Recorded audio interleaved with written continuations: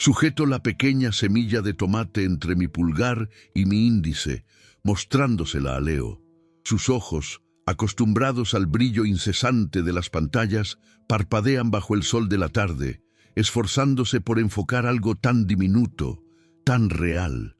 Le explico que dentro de esa cáscara insignificante duerme una promesa de vida, un universo de sabores que solo necesita tierra, agua y paciencia para despertar. Él la coge con una torpeza que me resulta entrañable, su mano pálida y sin un solo callo, contrastando brutalmente con la mía, un mapa de arrugas y tierra que narra 80 años de siembras. Pero, ¿qué es lo que realmente estamos pasando de una mano a otra? ¿Es solo la técnica para hacer un surco o el conocimiento para saber cuándo la sed de la tierra ha sido saciada? Mientras observo su ceño fruncido, su concentración absoluta en no fallar, comprendo que la lección es mucho más profunda. Le estoy entregando el lenguaje silencioso de la naturaleza. Leo llegó aquí hace apenas una semana, enviado por sus padres desde la ciudad con la vaga esperanza de que el aire del campo le sentara bien. Trajo consigo unos auriculares que parecen una extensión de sus oídos y una desgana casi palpable. Para él, este lugar es el exilio, un castigo silencioso por unas notas bajas o alguna trastada adolescente que no se ha molestado en contarme. Ve la tierra como suciedad, el sol como una molestia y el silencio como un vacío aterrador que su música intenta llenar sin éxito. Sus primeros días los pasó deambulando como un fantasma entre los árboles frutales, mirando el horizonte con la expresión de quien espera un tren que nunca llegará. No le culpo. Cambiar el asfalto por el terruño, el ruido incesante por el canto de los grillos, es un shock cultural para el que nadie te prepara. Es como aprender a respirar un aire completamente nuevo. Yo, en cambio, no conozco otra vida. Este huerto no es solo mi lugar de trabajo, es el archivo vivo de mi memoria. Cada rincón me habla de Marta, mi esposa, de cómo sus manos, más finas que las mías, eran capaces de revivir cualquier planta moribunda con una caricia. Fue aquí donde enseñamos a nuestros hijos a diferenciar la hierbabuena del perejil, donde celebramos las cosechas abundantes y lloramos las perdidas por el granizo. Ahora, sin ella, el eco de mis pasos parece más sonoro, más solitario, y me asalta un miedo profundo. El temor de que cuando yo me vaya, este conocimiento, esta conexión íntima con el ciclo de la vida, se evapore como el rocío de la mañana, que nadie más sepa escuchar lo que la tierra susurra. Por eso, la llegada de Leo, a pesar de su reticencia, se ha convertido en mi última y más importante siembra, una apuesta desesperada contra el olvido. Nuestra primera tarea es deliberadamente modesta, preparar un único bancal para las lechugas. Le entrego una azada, una herramienta que él mira con la misma extrañeza que si le hubiera dado un artefacto de otro planeta. Le muestro cómo debe posicionar el cuerpo, cómo usar el peso de su propio tronco para mover la tierra sin forzar la espalda, cómo romper los terrones para que el suelo quede suelto y aireado. Sus primeros intentos son un desastre cómico, una batalla de fuerza mal aplicada y tierra volando por todas partes. Se cansa a los 5 minutos, resoplando y apoyándose en el mango como si fuera un anciano. Sonrío para mis adentros. La tierra es una maestra humilde pero exigente, y su primera lección es siempre la misma. La fuerza bruta no sirve de nada sin ritmo, sin respeto. ¿Tú también tienes algo valioso que enseñar?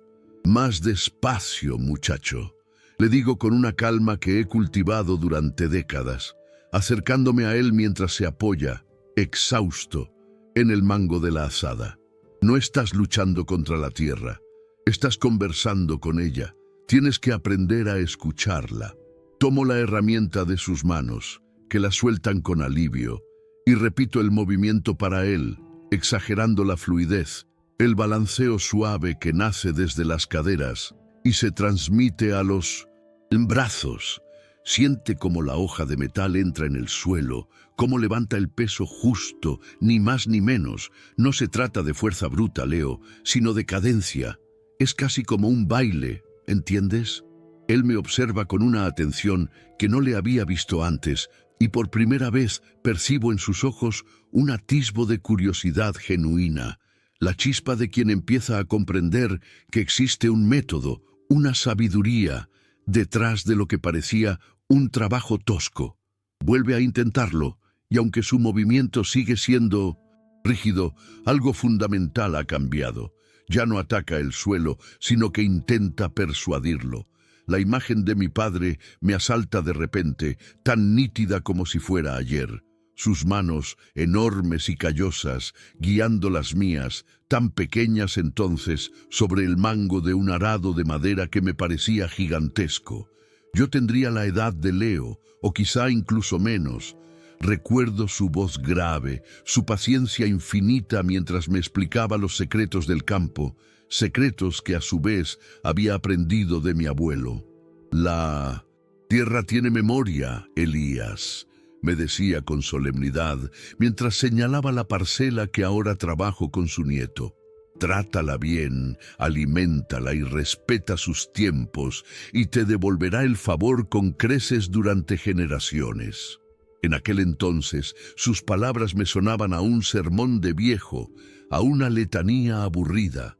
Hoy, al repetir sus gestos y sus enseñanzas con Leo, siento que estoy cerrando un círculo sagrado, convirtiéndome en un eslabón más de esa cadena invisible que une el pasado con un futuro que apenas alcanzo a imaginar. Nuestro primer desafío real llega sin previo aviso, en forma de un chaparrón de verano que estalla a media tarde, violento e inesperado. El cielo, antes de un azul impoluto, se vuelve de un gris plomizo en cuestión de minutos y descarga una cortina de agua torrencial sobre nosotros. Leo corre a refugiarse en el pequeño cobertizo de herramientas, maldiciendo su mala suerte y lamentando el trabajo que hemos dejado a medio hacer en el bancal. Yo, en cambio, me quedo quieto bajo el diluvio, con el rostro vuelto hacia el cielo, dejando que el agua fría me empape la ropa y el pelo. «Abuelo, entra, te vas a resfriar», me grita desde la seguridad de la puerta. Me río a carcajadas y le hago un gesto para que se acerque. Esto no es mala suerte, Leo, es una bendición. La tierra tenía sed. Aprende a leer el cielo, a entender que no todo lo que interrumpe tus planes es un obstáculo. A veces es solo la naturaleza recordándote que ella es la que marca el ritmo, no tú. Nos sentamos juntos en el umbral del cobertizo, observando en silencio cómo la lluvia golpea la tierra y forma pequeños riachuelos que serpentean entre los surcos que acabamos de labrar. El olor a tierra mojada, a petricor, lo inunda todo. Un perfume antiguo y poderoso que parece limpiar no solo el aire, sino también el alma. Aprovecho el momento para darle una lección improvisada. Le explico cómo este aguacero ayudará a asentar la tierra que hemos removido con tanto esfuerzo, cómo preparará el lecho perfecto para las semillas y despertará a los millones de microorganismos que viven en ella, nuestros aliados invisibles. Le hablo de la importancia crucial de la lluvia en el momento justo y del desastre que puede suponer si llega a destiempo durante la floración de los frutales o en plena cosecha.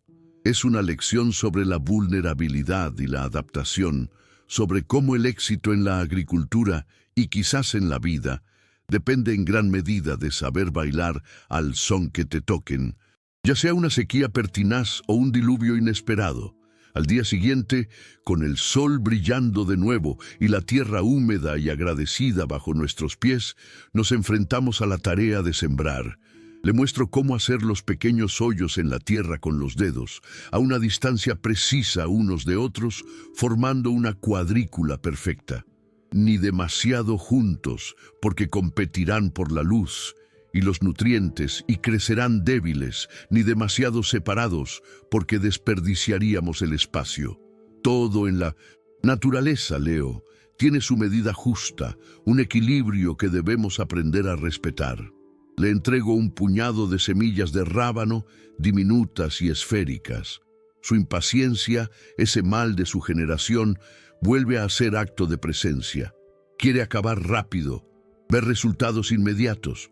Sus movimientos son bruscos, deja caer varias semillas en cada hoyo sin cuidado. Algunas quedan demasiado profundas, otras casi en la superficie, expuestas a los pájaros. Conseguirá dominar esa prisa que lo consume.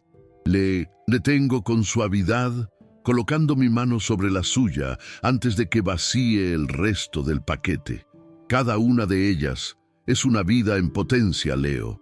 Trátala con el respeto que merece. No pienses en esto como una tarea que hay que terminar, sino como un acto de creación. Imagina la planta que nacerá de ella, sus hojas, su raíz roja y picante bajo la tierra. Aquí reside el verdadero conflicto, la barrera que debemos superar. No es la dureza de la tierra ni la inclemencia del tiempo. Es la brecha entre su mentalidad, forjada en la inmediatez digital, y la mía, moldeada por los ciclos lentos e inmutables de las estaciones. Él busca atajos, hacks, como los llama, la manera más eficiente de completar la tarea. Yo intento enseñarle que en el cultivo de la vida, el propio camino es el destino. La paciencia no es un peaje que hay que pagar para obtener la cosecha, sino que es, en sí misma, parte fundamental de la cosecha. Le propongo un ejercicio. Cierra los ojos, le pido. La vista por un momento y usa solo el tacto. Siente la tierra con tus dedos. Busca la profundidad correcta, no con la mirada, sino con la sensación. Confía en tus manos. Al principio se resiste. Le parece un ejercicio absurdo, una excentricidad de viejo, pero al final, con un suspiro de resignación, obedece. Y entonces, mientras le observo, ocurre algo maravilloso. Su respiración, antes agitada por la prisa, se acompasa. Sus hombros, tensos por el esfuerzo mal enfocado, se relajan.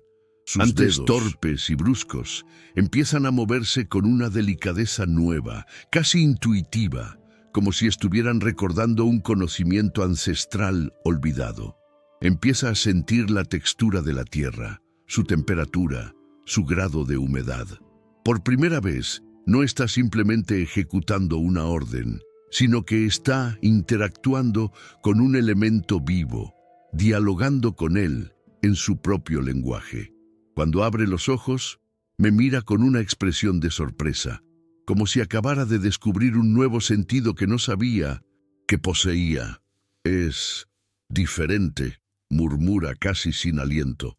Asiento en silencio, sin romper la magia del momento, dándole espacio para que procese la sensación. Es un punto de inflexión. Acaba de cruzar un umbral invisible, el que separa al que trabaja la tierra del que empieza a comprenderla de verdad.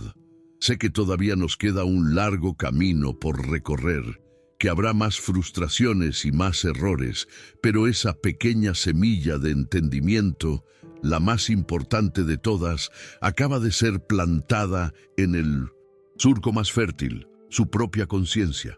A partir de este instante, sé que algo ha cambiado para siempre en él y en nuestra relación. El muchacho ha empezado a echar raíces. Pasan los días y nuestra rutina se afianza con la solidez de un roble. Las mañanas las dedicamos a las tareas más duras, aprovechando el frescor del amanecer para cavar, remover el compost o acarrear agua, y las tardes a trabajos más delicados y de observación, como quitar las malas hierbas una a una o revisar el estado de las plantas. Empiezo a introducirle conceptos más complejos, la rotación de cultivos para no agotar el suelo, la importancia de las leguminosas para fijar el nitrógeno atmosférico, cómo el aroma de ciertas plantas, como la albahaca o la caléndula, puede repeler a las plagas de forma natural, creando una barrera protectora. Le hablo del compost, de ese milagro alquímico que transforma los restos de la cocina y del jardín en el oro negro que nutrirá las futuras cosechas. Para mi sorpresa, absorbe toda esta información con un interés creciente y genuino. Incluso empieza a tomar notas en una pequeña libreta, un gesto que me conmueve profundamente. Una tarde, mientras regábamos los tomates, me hace una pregunta que me pilla completamente por sorpresa. ¿Y tú, Elías, nunca te cansas de hacer siempre lo mismo, año tras año, estación tras estación? Me detengo, cierro el grifo de la regadera y le miro. Su pregunta no es una crítica, no hay un ápice de condescendencia en su tono, sino una duda sincera, la curiosidad de alguien que intenta comprender un mundo que le es ajeno. Nunca es lo mismo, Leo, le respondo, sentándome en el borde del bancal. Cada año la tierra se comporta de una manera diferente. Cada planta es un individuo con sus propias necesidades y su propia personalidad. El sol, la lluvia, el viento, nunca son exactamente iguales. Creer que esto es repetitivo es como creer que el mar es siempre el mismo solo porque tiene olas todos los días. Tienes que aprender a mirar más allá de la superficie, a ver los matices, los pequeños cambios. Ahí es donde reside la verdadera belleza de este oficio, en el diálogo constante e impredecible con la vida. Una mañana, al acercarnos al bancal de los rábanos que él mismo sembró con tanta torpeza inicial, vemos los primeros brotes verdes asomando tímidamente sobre la tierra oscura. Son apenas 2 hojitas redondas, una declaración de vida tan frágil como tenaz. La cara de Leo se ilumina con una sonrisa tan amplia y sincera que me contagia al instante, una luz que borra cualquier rastro del muchacho apático que llegó semanas atrás.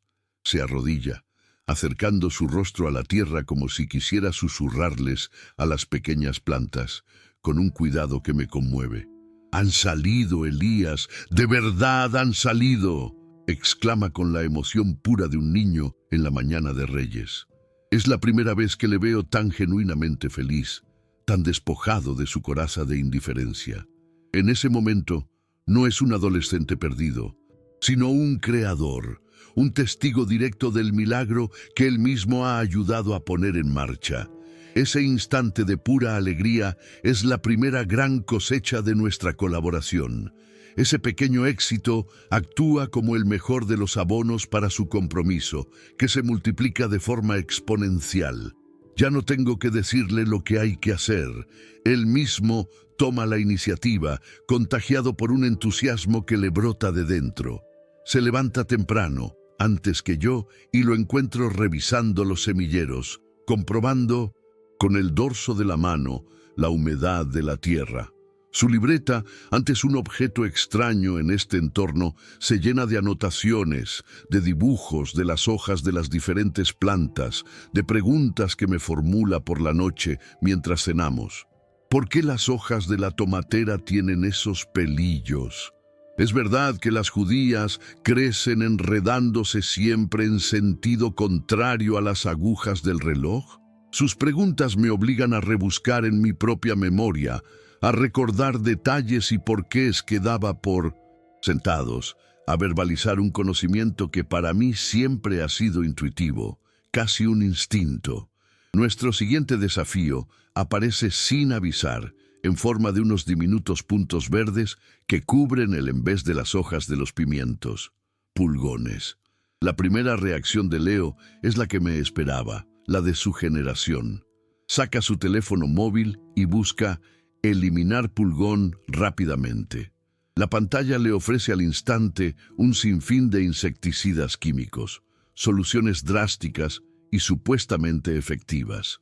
«Podríamos comprar esto», me dice con convicción, mostrándome la imagen de un bote de spray con una calavera de advertencia impresa en la etiqueta. Niego con la cabeza, con una suavidad que no enmascara mi firmeza. «En este huerto no entra el veneno, muchacho. Hay otras formas, las que usaba tu abuela, bueno, las que usaba mi Marta. Formas que respetan el equilibrio, que no matan indiscriminadamente. Esta es una prueba de fuego, un choque directo entre la filosofía de la solución rápida y la de la solución sostenible y paciente.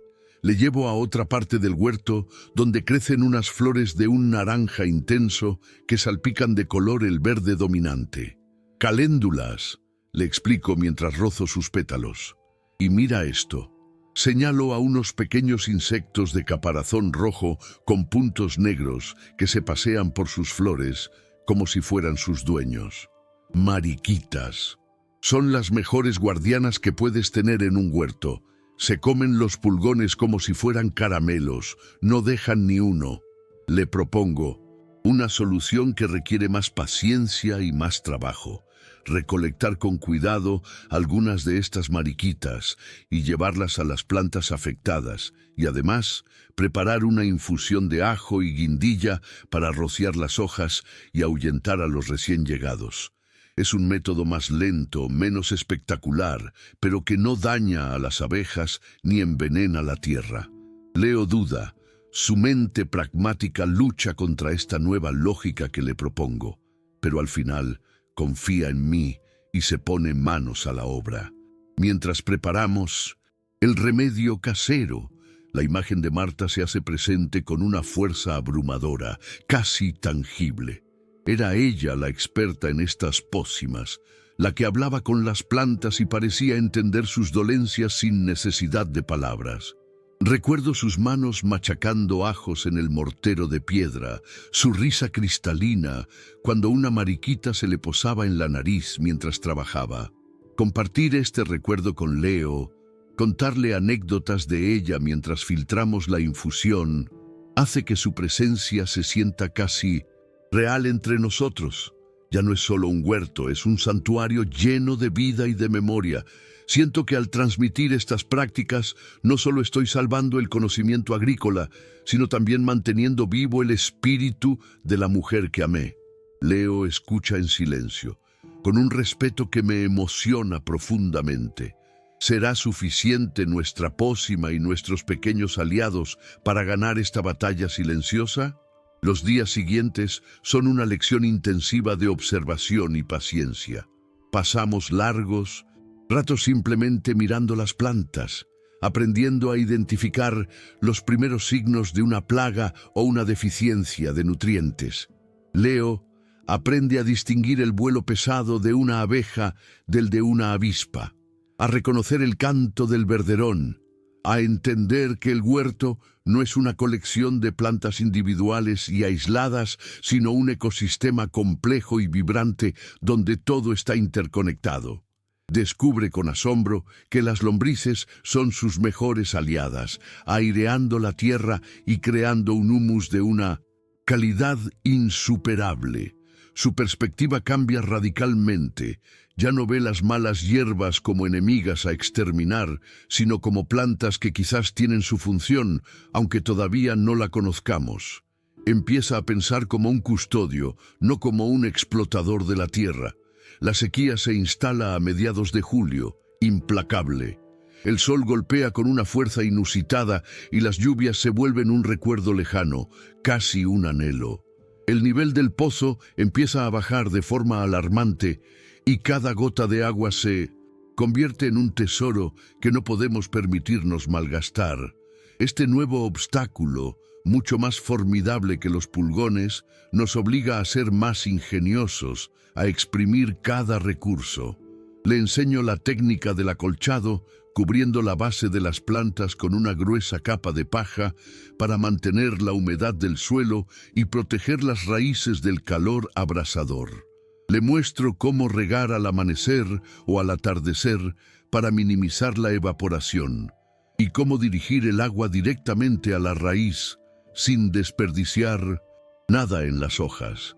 Son lecciones de austeridad y previsión, de respeto profundo por un recurso cada vez más escaso. Leo escucha, pero también observa con una intensidad nueva.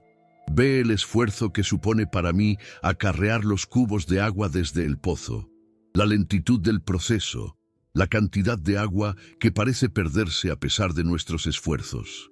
Su mente, entrenada para buscar la eficiencia y optimizar sistemas, empieza a trabajar a toda máquina. Aunque ha aceptado mis métodos tradicionales y ha aprendido a valorar su sabiduría, no ha renunciado a su forma de pensar, a su capacidad para analizar un problema desde un ángulo diferente. Y es precisamente en esta encrucijada, entre el respeto por la tradición y la búsqueda innata de la innovación, donde está a punto de producirse el cambio más significativo de todos. Un cambio que no solo le afectará a él, sino que me transformará a mí de una manera que jamás habría podido imaginar.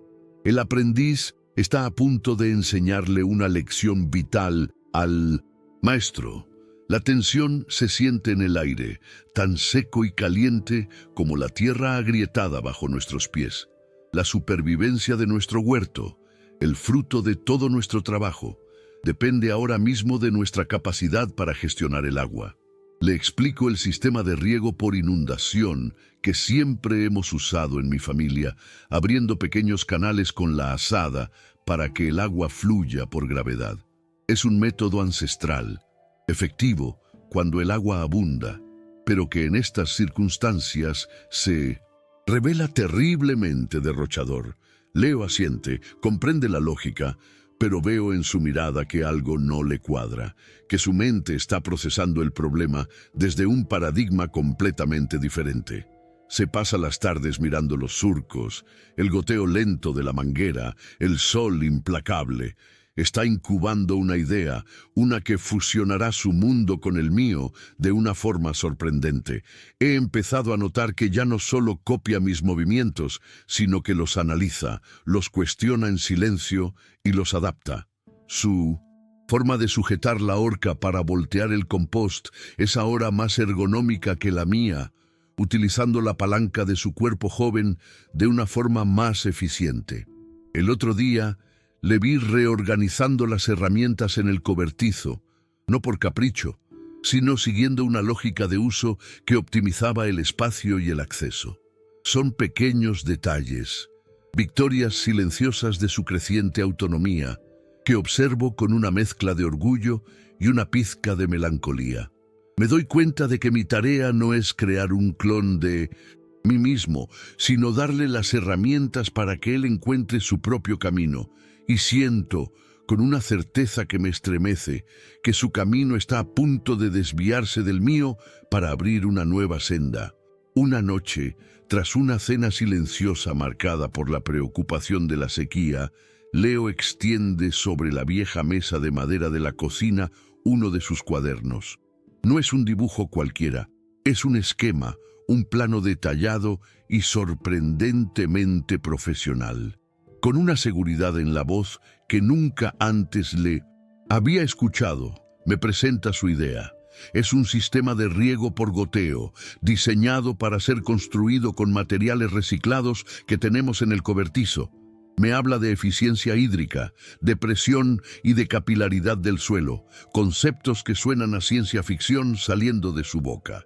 Junto a los dibujos, su teléfono móvil descansa como un oráculo moderno del que ha extraído todo ese conocimiento arcano. En ese preciso instante siento el vértigo de la distancia entre su mundo y el mío, un abismo que de repente parece insalvable y no sé si quiero cruzarlo.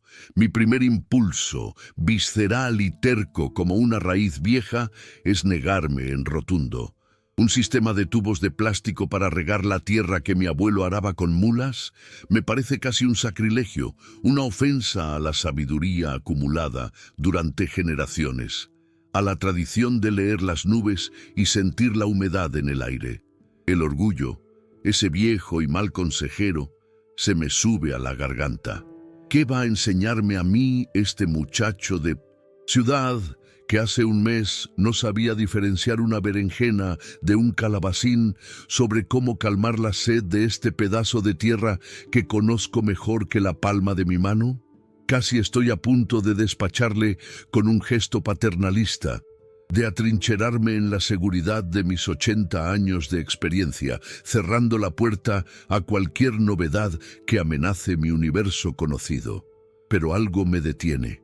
Levanto la vista de los papeles y le miro a los ojos. No hay arrogancia en su mirada, sino una pasión encendida, la misma que debí de tener yo a su edad. No está tratando de invalidar mi conocimiento, sino de salvar el fruto de nuestro trabajo conjunto.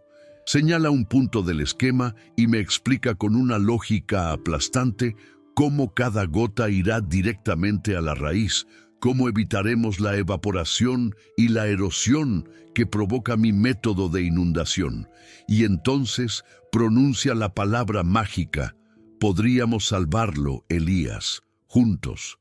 En ese plural, en ese juntos, toda mi resistencia se desmorona como un terrón seco. Comprendo que ya no ve este huerto como mi legado, sino como nuestro proyecto. Ha dejado de ser un aprendiz para convertirse en un guardián, y mi corazón se inunda de un orgullo inmenso. De acuerdo, muchacho, le digo finalmente, y mi voz suena más firme y clara de lo que esperaba. Enséñame cómo se hace. La sorpresa y la alegría que estallan en su rostro son una recompensa instantánea, más valiosa que la mejor de las cosechas. En ese momento, la dinámica entre nosotros se transforma para siempre. Dejo de ser únicamente el maestro para convertirme también en alumno, en su primer socio. Nuestra relación, hasta ahora vertical, se vuelve horizontal, un puente de doble sentido entre el pasado y el futuro. Siento una extraña mezcla de miedo y excitación, la sensación de embarcarme en una aventura en mi propia casa. Por primera vez en muchos años, no estoy seguro de lo que me deparará el día de mañana, y esa incertidumbre, lejos de asustarme, me hace sentir increíblemente vivo. Los días que siguen convierten nuestro tranquilo huerto en un bullicioso taller de ingeniería a cielo abierto. Es una danza fascinante entre dos mundos. Yo aporto la sabiduría de las manos, el conocimiento empírico de los materiales. Sé que nudo es el que no se afloja con la humedad. Cómo cortar una botella de plástico sin que se resquebraje. Qué tipo de alambre resistirá mejor la intemperie y el óxido. Leo, por su parte, aporta la precisión de la mente planificadora. Mide los ángulos con su teléfono. Calcula la distancia exacta entre los goteros para optimizar el reparto de agua y dirige la instalación de la red con una visión de conjunto que me deja asombrado. ¿Será este nuestro pequeño milagro contra el sol implacable? La duda me mantiene en vilo cada atardecer. Trabajando codo con codo, soy testigo de su metamorfosis definitiva. La concentración feroz ha sustituido por completo a la apatía de sus primeros días. Sus manos, antes lisas y pálidas, están ahora llenas de pequeños encortes, arañazos y manchas de tierra, pero se mueven con una destreza y una seguridad que me conmueven hasta lo más profundo. Ha dejado de necesitar la música de sus auriculares para llenar el silencio. Ahora su atención está puesta en el sonido de una junta al encajar, en el murmullo del viento entre las hojas, en el diálogo constante con la materia que está moldeando. Está construyendo mucho más que un simple sistema de riego. Está forjando su propia confianza, ensamblando las piezas de una nueva identidad, una que ha descubierto aquí, bajo el sol, con las manos en la tierra. Y mientras le observo, me doy cuenta de que yo también estoy aprendiendo una de las lecciones más importantes de mi vida. Aprendo que el legado no es un objeto frágil que se guarda en una vitrina, sino un organismo vivo que necesita respirar, cambiar y adaptarse para no morir. Mi conocimiento no era el destino final, sino el punto de partida, los cimientos sobre los que las nuevas generaciones tienen el derecho y el deber de construir sus propias estructuras. Me había obsesionado con transmitir el qué y el cómo de mis antepasados, sin darme cuenta de que lo verdaderamente crucial era contagiar el porqué. Leo ha asimilado el porqué, el amor por esta tierra, y eso le ha dado la libertad para imaginar un cómo que yo jamás habría concebido. Finalmente, llega el momento de la verdad. La intrincada red de tubos y botellas recicladas se extiende sobre los bancales como el sistema circulatorio de un ser extraño y maravilloso. Con un ritual casi solemne, llenamos el depósito principal, un viejo bidón que hemos limpiado a conciencia y elevado sobre unos ladrillos. Leo, con un gesto que contiene toda la tensión y la esperanza de las últimas semanas, abre la pequeña llave de paso que hemos fabricado.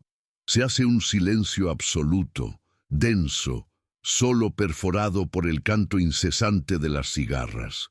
Y entonces ocurre una gota, y luego otra. De cada pequeño orificio perforado con esmero, una perla de agua cae con una lentitud hipnótica, aterrizando suavemente justo en la base de cada planta. Nos miramos, y en su sonrisa agotada y en mis ojos inevitablemente húmedos, compartimos la misma certeza. Lo hemos logrado. Una semana después, lo observo desde la sombra del porche, con una taza de café entre las manos. Leo está solo en el huerto, preparando un nuevo bancal para las judías tardías. Se mueve con una seguridad que me desarma. Ya no hay vacilación en sus gestos, ni torpeza en su postura. La azada parece una extensión natural de sus brazos y la usa con la cadencia rítmica que tanto me costó enseñarle, aprovechando el peso de su cuerpo en un baile fluido con la tierra. Mide las distancias entre las hileras a ojo, con la precisión que solo da la práctica. No me ha pedido ayuda, ni siquiera ha preguntado si lo estaba haciendo bien. No lo necesita. Está completamente inmerso en su tarea, en un diálogo silencioso con el suelo, con las semillas, con el sol de la mañana. Y yo, por primera vez, me siento como un espectador privilegiado, no como un maestro. Estoy presenciando el momento exacto en que el conocimiento deja de ser algo transmitido para convertirse en algo propio. Cada uno de sus actos es un eco de mis enseñanzas, pero con su propia firma. Le veo humedecer el dedo para coger las semillas con más facilidad, un truco que le enseñé, pero luego consulta su libreta para comprobar la profundidad exacta de siembra que él mismo ha investigado para esa variedad específica. Desmenuza los terrones con las manos, sintiendo la textura de la tierra como le mostré, pero después alisa la superficie con una tabla de madera que él mismo ha ideado para que quede perfectamente nivelada, asegurando un riego más uniforme. No es una simple repetición de lo que ha aprendido, es una síntesis, una mejora. Está combinando la sabiduría de la tradición que yo le he ofrecido con la precisión y el ingenio de su propia mente. En cada uno de sus gestos veo el respeto por el pasado y, al mismo tiempo, una valiente y decidida mirada hacia el futuro. El muchacho que llegó aquí perdido, desconectado del mundo real y refugiado tras el muro de su música, ha desaparecido por completo.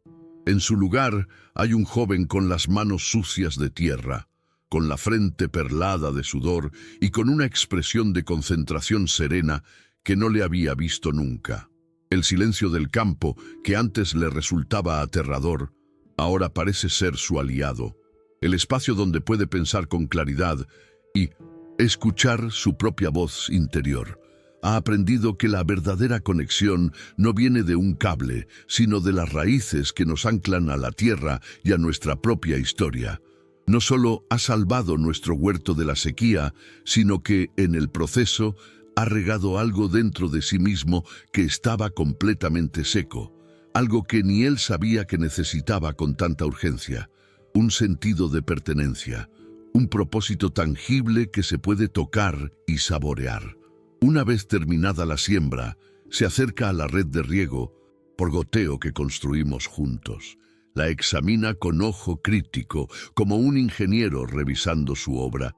Detecta una pequeña fuga en una de las juntas, un goteo casi imperceptible que yo no habría notado. Sin dudarlo, va al cobertizo, coge las herramientas adecuadas y con una destreza sorprendente desmonta la pieza, la sella de nuevo y la vuelve a colocar en su sitio. Es una operación pequeña, casi insignificante, pero para mí lo significa todo. Demuestra que no solo sabe seguir instrucciones, sino que comprende el sistema en su totalidad, que ha asumido la responsabilidad de su mantenimiento y de su mejora. Ya no es nuestro proyecto, es su huerto, y en ese instante siento cómo el peso de 80 años de custodiar este legado se levanta suavemente de mis hombros, no como una pérdida, sino como una liberación. Miro al cielo, un azul tan intenso que casi duele, y siento la presencia de Marta a mi lado, tan real como el calor del sol en mi piel. Le sonrío, como si pudiera verme. Lo hemos conseguido, mi amor, le susurro al viento. El conocimiento no se perderá. Una paz inmensa, profunda y serena, me inunda por completo. La angustia que me atenazaba el corazón, el miedo a que todo esto muriera conmigo, se ha disuelto como el rocío de la mañana. Ya no temo al futuro, porque lo estoy viendo con mis propios ojos, y es un futuro lleno de ingenio, de respeto y de vida. Doy gracias por este regalo inesperado, por la oportunidad no solo de enseñar, sino de aprender la lección más importante de todas, que el verdadero legado no es imponer tu camino, sino dar a otros las herramientas para que construyan el suyo propio, más allá de donde tú pudiste llegar. Leo termina su trabajo, se yergue y se pasa el dorso de la mano por la frente para secarse el sudor, un gesto tan antiguo como la propia agricultura, un gesto que he hecho yo miles de veces. Contempla el bancal recién sembrado con un orgullo silencioso y palpable. Luego, su mirada se cruza con la mía a través de la distancia que nos separa. No hay preguntas en sus ojos, no busca mi aprobación. Lo que veo es un reconocimiento, una complicidad de igual a igual. Levanta su mano, sucia de tierra, en un saludo sencillo y lleno de significado. Yo levanto la mía, con la taza de café aún caliente, y le devuelvo el saludo. En ese instante, sin necesidad de una sola palabra, sé que el círculo está completo. El legado está a salvo, porque ha echado nuevas raíces. Comparte si alguna vez has transmitido o recibido un legado así.